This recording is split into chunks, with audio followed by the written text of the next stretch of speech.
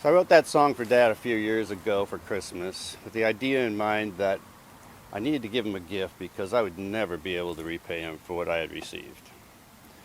It was an expression of how I had come to sort of think of God or Dad as Jehovah Jireh, God my provider. Specifically, I had in mind a time when I was sitting with Dad at our weekly donut and I was chatting about this sense of calling I had to seminary and ministry and bemoaning the fact that I would never be able to pursue it based on my financial situation.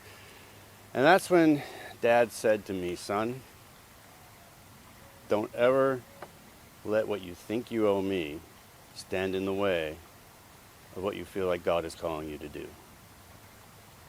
Over the years, I've come to think of that as my $1,000,000 donut.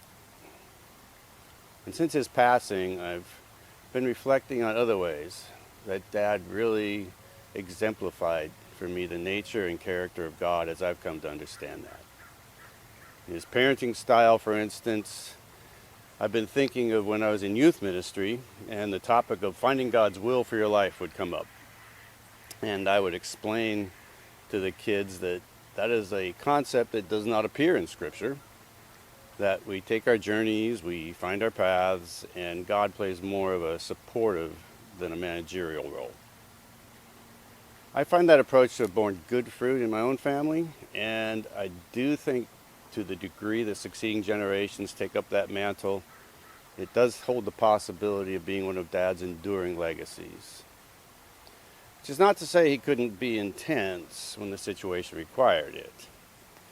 I can't think of more than a time or two for me personally when I experienced the wrath of Dad. When I consider that concept of the wrath of God in Scripture, I find it to be an evolving one. It used to be for me something God poured out on individuals because they are, well, just because they are. Then I find in places like Psalms or the prophets that it's really not directed towards people so much as their enemies. And finally in the New Testament evolves into really God directing it more towards systems or attitudes or ways people relate to each other that may tend to threaten their ability to thrive.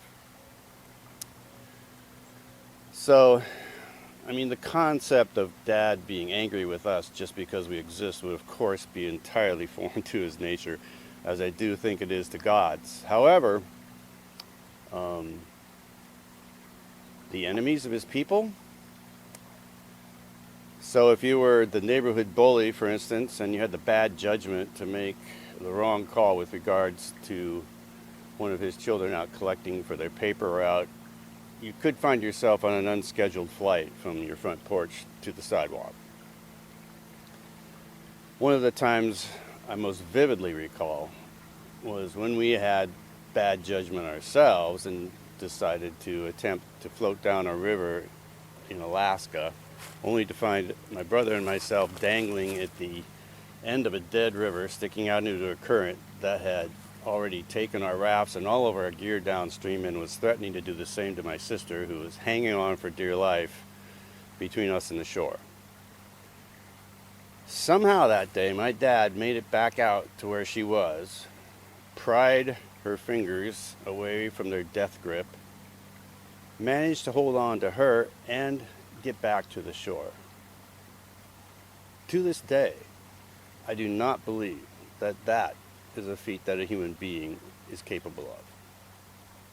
And it does bring to mind this notion that God does leave us dangling in deep water sometimes, but if we have the courage to let go, also the strength to bring it back to shore. So upon hitchhiking back to the road, or hiking through the forest, then hitchhiking back to camp where Mom had watched our deflated rafts and all of our gear float past her, I experienced this juxtaposition between wrath and love as Bruce and I went running into Mom to explain our exploits, and we were shooed away summarily with, as they say, extreme prejudice by a father who knew that at that moment Mom did not need a couple of hyperactive junior hires explaining how they had cheated death. She needed those same strong arms to just be wrapped around her, as a way of saying, just by his presence, that all would be well. I experienced that part of Dad myself some when my donuts became an occasional superbird at Denny's in Los Banos, where I would meet him halfway from the source of my pain during one of the darkest chapters of my life, seeking once again for his support. And I would find a father who had the wisdom not to try to come up with simple answers to impossible questions. And yet, I would come away with this sense that there was a baseline to my life, below which I would never be allowed to fall. That's that sense not only of strength, but of loyalty and unwavering commitment that so much reminds me of a concept in Scripture which is sometimes erroneously translated as belief, often as faith, really means to trust, and is often applied to God and the Christ to underscore their own trustworthiness or faithfulness.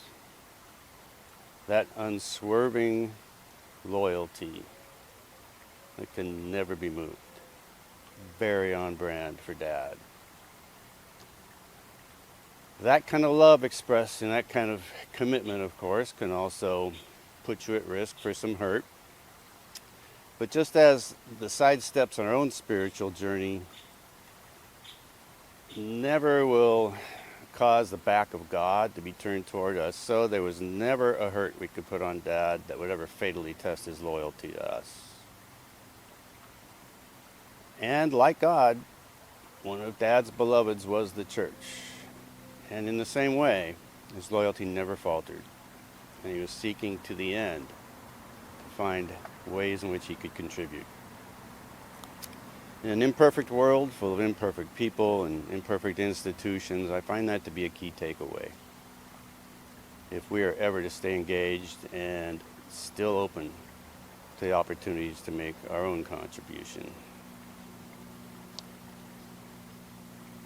So Dad is now with the one that he exemplified so well for me in so many ways. And I am left simply to ask the question, am I doing the same? Always striving, ever hopeful that somehow, in some ways, the same might be said of me.